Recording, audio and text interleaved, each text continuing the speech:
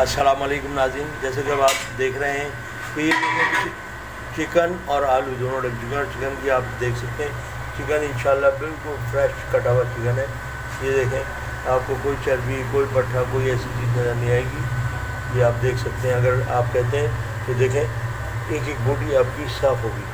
ये देखें, ये बाजू है, ये हर चीज़ साफ़ है। ठीक है, तो इंशाल्लाह ऐसे ही आपको तमाम देगों में ऐसे ही मिलेगा। गोश्त है और ये देखें, ये कितना प्यारा है। और इसमें मैं आपको दिखा देता हूँ, मेरा कैमरा आपको दिखाएगा। ये देखिएगा,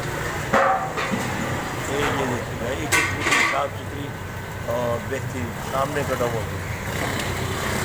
सही है। जो मैंने आपको दिखाया था, ये देखो, ये बिरयानी हमारी रेडी हो गई है। और आप देख रहे हैं तो इसका कलर वगैरह ये, और ये देखें, ये हमारे बोटी निकाल ये आप देखें कितनी प्यारी कलर और कितनी प्यारी बिरयानी है।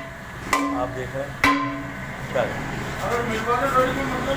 नहीं सब मिलवा दो भाई, एक मिलवा लो भाई, बस सही है।